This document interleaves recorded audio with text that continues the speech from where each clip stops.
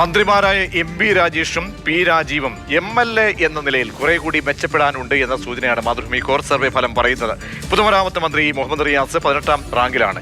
VD. സതീശനേക്കാൾ ഏറെ മുന്നിലാണ് MLA. എന്ന നിലയിൽ രമേശ് ചെന്നിത്തലയെന്നും ഈ സർവേ ഫലം സൂചിപ്പിക്കുന്നുണ്ട്.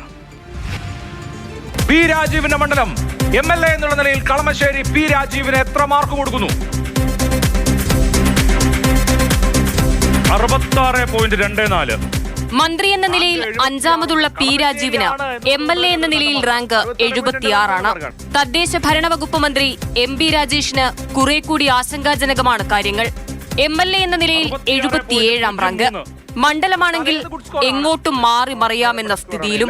നോക്കാം നമുക്ക് തൃത്താലയിൽ ഇപ്പോ ആരാണ് മുന്നിൽ? LDF 45.51.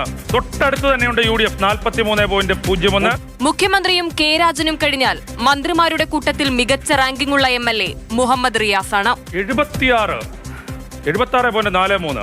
റാങ്ക് 18. മികച്ച സ്കോർ, മികച്ച റാങ്ക്. മറ്റ് പല മന്ത്രിമാർക്കും റാങ്ക് കുറഞ്ഞപ്പോ റിയാസ് പക്ഷേ നല്ല പ്രകടനം കാഴ്ചവെച്ചു. UDF എം.എൽ.എമാരുടെ കൂട്ടത്തിൽ ചാണ്ടി ഉമ്മന് തൊട്ടുപിന്നിൽ രമേശ് ചെന്നിത്തലയുണ്ട്. 6ാം റാങ്ക്. 78.6. തകർപ്പൻ പ്രകടനമാണ്. റാങ്ക് 6ാം റാങ്ക് ഉണ്ട്. എം.എൽ.എ. എന്ന രീതിയിൽ സംസ്ഥാനത്തെ യുവ നേതാക്കന്മാർ അല്ലെങ്കിൽ പാൻ കേരള ലെവലിൽ പ്രവർത്തിക്കുന്ന നേതാക്കന്മാർ കണ്ടുപിടിക്കേണ്ട ഒരു നേതാവാണ് രമേശ്. ഹരിപ്പാട് വളരെ വളരെ പോപ്പുലർ ആണ്. ചെന്നിത്തലയുമായി താരതമ്യം ചെയ്താൽ എം.എൽ.എ. എന്ന നിലയിൽ ഏറെ പിന്നിലാണ് പ്രതിപക്ഷ നേതാവ് VD. Satheesan. 70 mark. Good score. യഥാർത്ഥത്തിൽ ആ മണ്ഡലം ഒരു ഇടത് സ്വഭാവമുള്ള മണ്ഡലമാണ്. 70 മാർക്ക് പറവൂരിൽ വി.ഡി. സതീശന് നേടാൻ കഴിഞ്ഞെങ്കിൽ അത് വളരെ ഭേദപ്പെട്ട സ്കോറാണ്.